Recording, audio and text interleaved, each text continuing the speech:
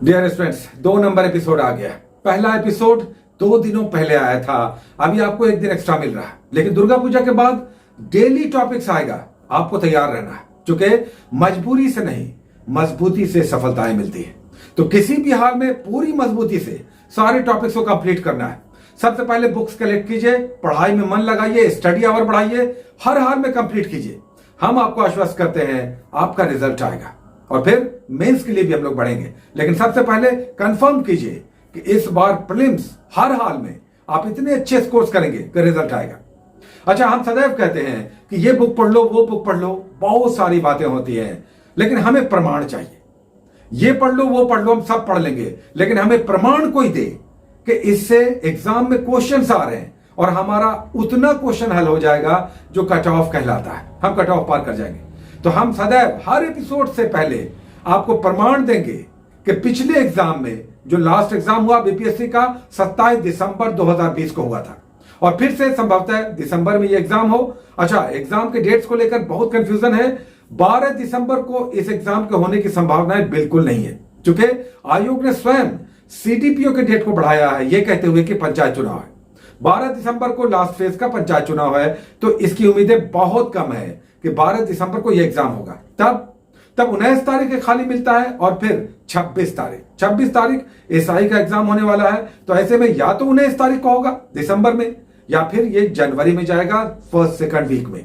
तो दिसंबर जनवरी में ये एग्जाम होगा। आप माइंड मेकअप रखें, तैयारी ऐसी रखें कि अगर दिसंबर में एग्जाम हो जाए तो हम अपना बेस्ट परफॉर्मेंस देंगे। चलिए, हम सदैव कहते हैं कि जब भी आगे बढ़ेंगे उससे पहले पिछले एग्जाम के क्वेश्चन दिखाएंगे कि जो टॉपिक्स हमने लिया उससे लास्ट एग्जाम में जो दिसंबर 2020 में हुआ था 66वीं बीपीएससी का, उसमें कितने क्वेश्चंस आए। और हम सदैव कहते हैं कि हर टॉपिक से 2 मिनिमम क्वेश्चंस आपको दिखाई देंगे। एवरेज किसी दिन 3-4 भी हो सकते हैं, किसी दिन कुछ नहीं होगा, लेकिन एवरेज 2 क्वेश्चंस। ऐसे में 50-55 एपिसोड्स अगर हम लोग कर लेते हैं तो हमारा कट ऑफ 110 प्लस पार करने की पूरी संभावना है। तो पूरे तन मन से, पूरा जान लगा के, पूरे उत्साह से ये सारे टॉपिक्स कंप्लीट कीजिए। चलिए, सबसे पहले देखते हैं कि कौन सा क्वेश्चन आया। 2 क्वेश्चन आया, इवेंचुअली 2 क्वेश्चन आया, और ये 2 क्वेश्चन 66वीं एग्जाम जो दिसंबर 2020 में हुआ उसमें आया। कौन कौन से क्वेश्चन से? पहला क्वेश्चन देखिए, बिहार स्पेशल से क्वेश्चन आया कि 1632 में बिहार के पटना में किस यूरोपीय शक्ति ने अपनी फैक्ट्रियां स्थापित की थी। यह क्वेश्चन आप देख सकते हैं। चलिए देखते हैं कि बुक में कहां पर यह क्वेश्चन है, और अगर हम पढ़ते ये टॉपिक तो क्या इस क्वेश्चन को हम हल कर पाते? डेफिनेटली हल करते, क्योंकि छोटा टॉपिक था और इस टॉपिक के डेट्स आपको ऐसे भी याद रहते। देखिए आपके बुक में, ये बुक अभी हम चला रहे हैं जो बिहार स्पेशल प्रभात पब्लिकेशन की आप देख रहे हैं, उसमें देखिए ये लाइनें साफ लिखी हुई है। हम लोगों ने लिया था बिहार में यूरोपियनों का आगमन, 1632 में पटना में किस तरह से डच फैक्ट्री आई। अच्छा, ये क्राउन में भी है, क्राउन बिहार स्पेशल में भी आपको मिल जाएगा। दूसरा क्वेश्चन आइए देखते हैं। दूसरा क्वेश्चन करंट से आ गया।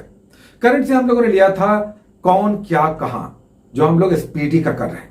एसपीटी का पहला पेज कौन क्या कहां, जितने अधिकारी हैं, किस पद पर हैं, कौन लोग हैं, वो दिया हुआ है। अब राष्ट्रीय महिला आयोग की अध्यक्षा पूछा, देखिए आपके बुक में, मैगजीन में जो एसपीटी वाला है उसमें दिया हुआ है, क्योंकि सारे अधिकारी यहां पे एक जगह कलेक्टेड है। तो ये 2 क्वेश्चन आ गया, तो मिनिमम 2 क्वेश्चन हमारे हिसाब से डेफिनेटली दिखाई देगा।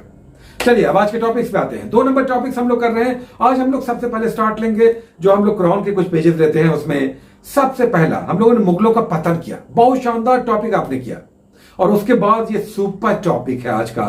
पूरा मन लगा के समझ कर अच्छे से पढ़िएगा।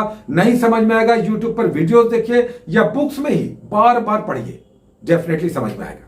यूरोपियनों का आगमन है, यानी पुर्तगाली से लेकर डच, ब्रिटिश, फ्रांसीसी, सारे यूरोपियन शक्ति कहां कहां आए, कौन नेतृत्व कर रहा था, किस वर्ष आए, कहां फैक्ट्रियां स्थापित की, क्या व्यापार कर रहे थे, कौन सा युद्ध कर रहे थे, क्षेत्रीय नवाबों या सरदारों से या राजाओं से उनका संबंध कैसा था, किस प्रकार के युद्ध हो रहे थे, संधियां हो रही थी, वो सब यहां पे दिया हुआ है।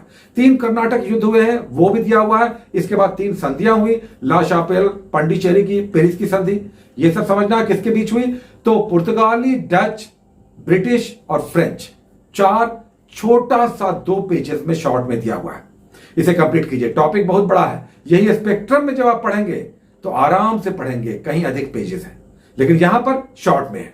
चलिए दूसरा पेज, दूसरा हम लोग टॉपिक्स जो कर रहे हैं उसमें हम लोग इंडियन ज्योग्राफी का टॉपिक्स लेते हैं, जिसमें भारत के सामान्य परिचय, अपने देश का सामान्य परिचय है, कहां से कहां तक किस तरह से पूरा देश अवस्थित है और इसके पड़ोसी देश कौन कौन से हैं, किस प्रकार की बाउंड्रीज लगती हैं, किसे सबसे अधिक बाउंड्रीज लगती हैं, हमारे तटीय सीमा कैसी है, कितनी लंबी है, ये सब दिया हुआ। आज हम रिपीट कर रहे हैं क्योंकि ये टॉपिक बहुत इंपॉर्टेंट था। पिछले टॉपिक्स को यहां पर हमने रिपीट किया है।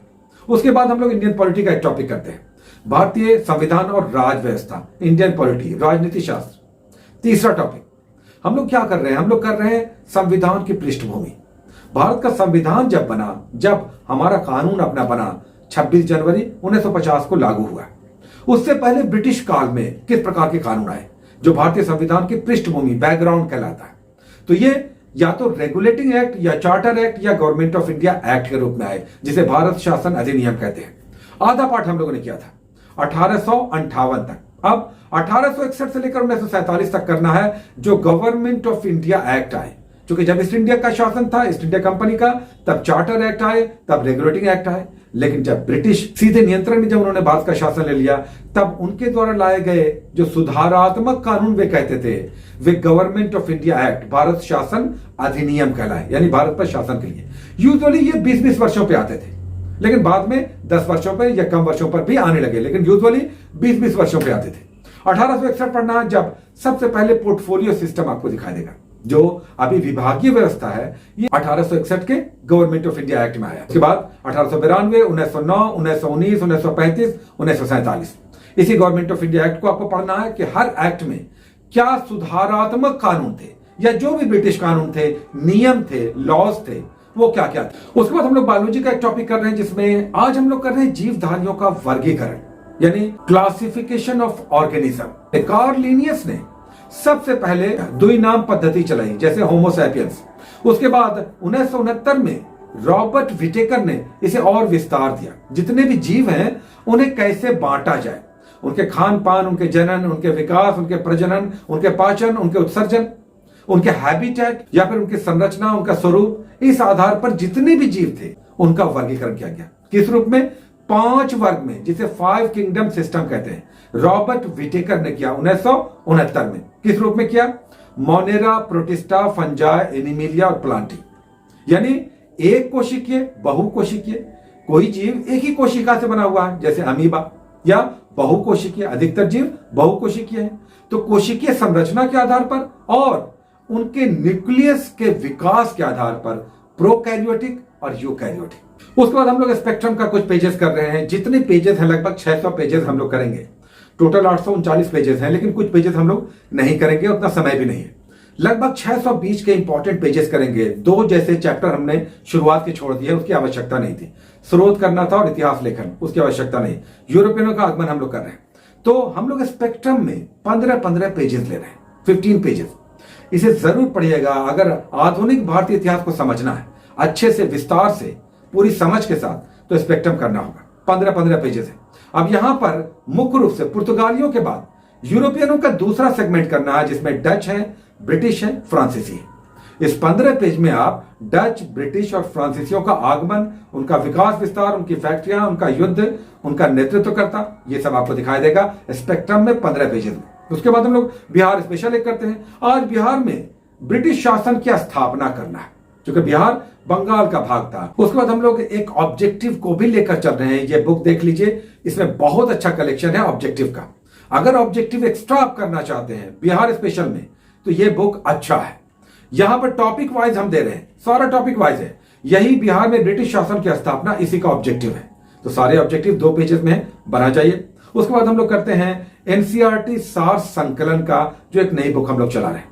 अगर पुरानी वाली है, आप उससे भी पढ़ सकते हैं। यहां पर हम संकलन से दे रहे हैं। संकलन में जो प्रभात पब्लिकेशन का सार संकलन है एनसीईआरटी वाला, उसके हम लोग 5 टॉपिक्स लेकर चल रहे हैं।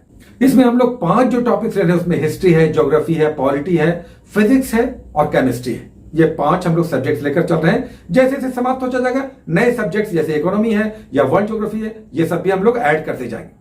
उसके बाद हम लोग करंट अफेयर्स का एक सेगमेंट कर रहे हैं, जो वेरी वेरी इंपॉर्टेंट है। अभी हम लोग स्पीडी का कर रहे हैं और घटना चक्र का कर रहे हैं। दूसरे और भी मैगजीन्स हैं, आप पढ़ रहे हैं, पढ़िए, लेकिन करंट अफेयर्स को मजबूत करना है।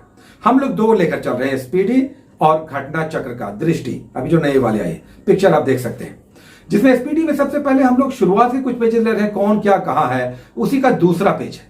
इस दूसरे और तीसरे पेज में 2 और 3 नंबर में जितने भी खेल संगठन हैं, जितने भारत में अधिकारी हैं, जितने सुरक्षा अधिकारी हैं, जितने सेना के अधिकारी हैं, वे सब यहां पे दिया हुआ है, कौन क्या कहां, 2 और 3 नंबर पेज पर स्पीडी में।